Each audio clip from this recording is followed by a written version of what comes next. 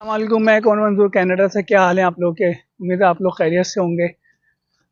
अच्छा जनाब, बहुत दिनों से कनाडा में जो है बड़ी सख्त किस्म की खबरें आ रही थी स्टूडेंट वीज़े के हवाले से, परमानेंट रेजिडेंट के हवाले से, सॉरी टेम्परेरी रेजिडेंट के हवाले से और जो रेफ्यूजीज़ के हवाले से। तो फाइनली दो बड़ी अच्छी खबरें आई हैं। मैंने सोचा आपसे डिस्कस की जाएँ ये दोनों खबरें। तो उसमें एक पहली खबर तो ये आई है कि जो टेम्परेरी रेजिडेंट हैं उसके हवाले से आपको पता है टेम्परेरी रेजिडेंट की एक बहुत बड़ी तादाद यहाँ कनाडा में मौजूद है। तो पिछले 2 साल में तकरीबन 16 लाख या इससे ज़्यादा तो स्टूडेंट आए और रेफ्यूजी अलहदा हैं। तो इतनी बड़ी तादाद है ये इस वक्त टेम्परेरी रेजिडेंट की, और इनके मुतालिक मुख्तलिफ खबरें भी आ रही हैं, कोटा भी कम किया जा रहा है। तो उस हवाले से मार्क मिलर साहब का एक स्टेटमेंट आया है, क्योंकि वो ये कह रहे हैं कि one way Canadian plan to shrink the number of temporary residents is to offer them opportunity to remain permanent. इसका मतलब यानी कि ये है कि वो कि टेम्परेरी रेजिडेंट की तादाद को कम करने का एक तरीका ये है कि इनको परमानेंट कर दिया जाए। अच्छा, ये कोई फैसला नहीं हुआ है, ये एक खबर है, ये अंडर कंसिडरेशन भी हो सकती है। और ये सजेशन है कि ये अगर इनको परमानेंट कर दिया जाए और जो आने वाले हैं, जो नए आने वाले हैं, उनको जो है कोटे के ज़रिए कोटा कम करके जैसे उनको कंट्रोल किया जाए। तो और दूसरी खबर जो है ये पोस्ट ग्रेजुएट वर्क परमिट वालों की है के हवाले से। उसमें यह है कि उन्होंने कहा है कि यार इनका कुछ इसको एक्सटेंड किया जाए, उनकी जो मुद्दत है, जो उनको वर्क परमिट का टाइम दिया जाता है, तो उसको एक्सटेंड किया जाए। ये दोनों खबरों को वन बाय वन डिस्कस करते हैं। अच्छा, इस जो पहली जो न्यूज़ मैंने अभी आपसे के साथ डिस्कस की है, इसके हवाले से जो है मार्क मिलर साहब का एक ट्वीट भी आया था कि इस वक्त जो टेम्परेरी रेजिडेंट की एक बड़ी तादाद इस वक्त जो कनाडा में रह रही है, वो जो है डायरेक्टली पार्टिसिपेट कर रही है कनाडा के दो बड़े इश्यूज़ के ऊपर, जो कि एक है हाउसिंग और एक है अनएम्प्लॉयमेंट। तो वो इसके अंदर ऑलरेडी वो पार्टिसिपेट कर रहे हैं, और उसका उन्होंने ये चीज़ उन्होंने जो प्रोविंसेस के जो इमिग्रेशन मिनिस्टर्स है उनके साथ मीटिंग के दौरान उन्होंने ये बात कही है। और उसमें इस मीटिंग में ये डिस्कस भी हुआ है कि जो टीआर पे जो लोग हैं उनको जो है परमानेंट कर दिया जाए, और नए आने वालों को जो है वो कोटे में कमी करके, जैसे ऑलरेडी ऐलान हो चुका है, उसमें कमी करके उनको कंट्रोल किया जाए। तो यानी कि इस वक्त जो कनाडा के अंदर जो लोग हैं उनको पीआर, जो टेम्परेरी रेजिडेंट है उनको पीआर देने की बात हो रही है। और इस मीटिंग में कुछ इस प्लान पर भी बात हुई कि फेडरल प्रोग्राम के तहत कैसे इन लोगों को परमानेंट किया जाए। और इसी तनाजुर के अंदर जो है पिछले दिनों मैनीटोबा के अंदर 6,700 स्टूडेंट ऐसे थे मैनीटोबा में जिनका वर्क परमिट एक्सपायर हो रहा था, लेकिन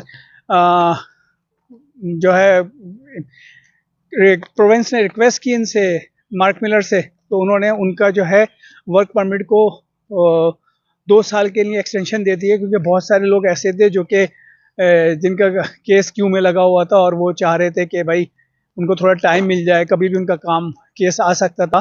तो उनको अब एक्सटेंशन मिल गई है 2 साल की। तो इसका मतलब ये है कि ये प्रोविंसेस को इस बात की इजाज़त दे रहे हैं कि वो अपनी डिमांड के हिसाब से जो है इमिग्रेंट ले सकते हैं, और इसमें पीएनपी को हिस्सा भी ज़्यादा दिया जा रहा है।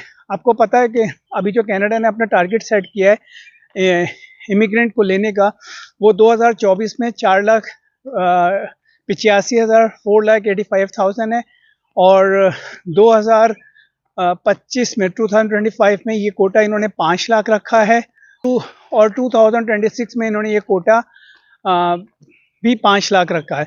और इसमें से जो इन्होंने प्रोविंसेस को जो कोटा दिया है उसमें 2024 में 1,10,000 1,10,000, और 2025 और 26 में ये कोटा उन्होंने 1,20,000 1,20,000 दिया है प्रोविंसेस को। तो इस मीटिंग में जो है मार्क मिलर साहब ने प्रोविंसेस के जो इमिग्रेशन मिनिस्टर आए हुए थे उनसे 3 चीज़ें का डाटा मांगा है। एक तो ये कि उनके प्रोविंस में कितने लोग हैं जो कि टीआर पर हैं। दूसरे ये कि ये इस टीआर पॉपुलेशन में से कितने लोगों को जो है वो पीएनपी प्रोग्राम के तहत परमानेंट कर सकते हैं। और तीसरा ये कि नए आने वाले दिनों में वो कितने लोगों को एज ए टेम्परेरी रेजिडेंट ले सकते हैं। तो इस मीटिंग में उन्होंने ये इन 3 चीज़ों का डाटा मांगा है इमिग्रेशन मिनिस्टर से। और इस बात को मतलब जैसे मैंने बताया, इसको डिस्कस किया है कि इन लोगों को परमानेंट कर दो और आने वालों को कोटा कम करके, क्योंकि कोटा पहले था कैनेडियन पॉपुलेशन का 6.2% हुआ करता था, अब उसको 5% कर दिया है। तो वो कोटा कम करके उन्होंने कहा आने वालों को कंट्रोल किया जाए, और जो यहाँ पे मौजूद हैं इनको जो है ये बात हो रही है कि शायद उनको परमानेंट कर दिया जाए। तो ये एक अच्छी खबर है, ये अंडर कंसिडरेशन है। उनका स्टेटमेंट भी आया है, उनकी ट्वीट भी आई इस हवाले से, और ये प्रोविंसेस के जो इमिग्रेशन मिनिस्टर्स हैं उनके साथ मीटिंग में ये बात सामने आई है। दूसरी खबर जो है वो ये है कि ये पोस्ट ग्रेजुएट वर्क परमिट की मुद्दत बढ़ाने की है। इसके already petition house of common में अंडर कंसिडरेशन है, ये ऑलरेडी ये पिटीशन जा चुकी है। तो इसका ये है कि जो लोग 2 साल या उससे ज़्यादा स्टडी करते हैं उनको जो है 3 साल का वर्क परमिट दिया जाता है। और लेकिन इस मीटिंग में जो इमिग्रेशन मिनिस्टर्स हैं उन्होंने कहा है कि कुछ ऐसे जैसे हेल्थ केयर है, या कुछ ऐसे ट्रेड हैं जैसे जो है अपना मैकेनिक है और प्लम्बिंग है, इलेक्ट्रिशियन है, इस तरह की टेक्निकल टर्म्स हैं, ये बहुत ज़्यादा हाई डिमांड है, इसकी इन लोगों को बहुत ज़्यादा ज़रूरत है। तो उन्होंने कहा है कि भाई इन लोगों का जो इन पर्टिकुलर ऑक्यूपेशन के अंदर पढ़ने के लिए आते हैं, इनका जो है कोटा, कोटा कह रहा हूँ, इनके जो वर्क परमिट है उनको 3 साल से बढ़ाकर 5 साल कर दिया जाए।